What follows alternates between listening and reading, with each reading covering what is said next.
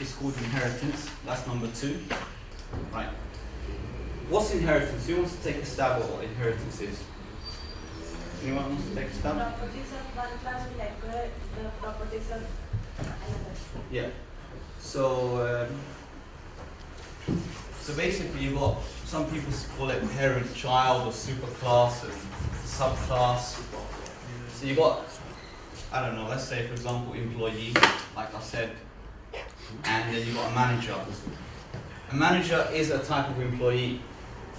He is an employee, except the manager might earn slightly more than a normal employee.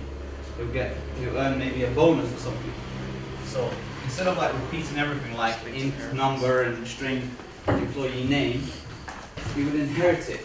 It has exactly the same thing. It doesn't need to repeat. You don't need to create an object with exactly the same thing. So we can just inherit it from an employee. And the way you do that in Java, this is when it gets really interesting, is we put extends. So this basically, let's change this around. So let's say for example we have manager, extends employee. Okay. I'm going to remove all this because we don't need it.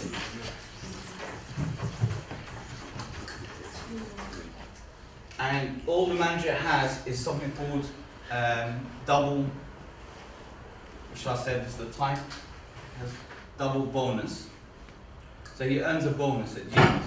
So on top of all the stuff that we said, like, you know, he's got a number and a name and he gets a salary, he also gets a bonus. And that's the only difference that he's going to have. Basically, what that line says here, the manager will inherit from an employee all the characteristics that an employee has. To do that in C++, since you all want to learn C++, I'm sure, you would put 2 semicolons here.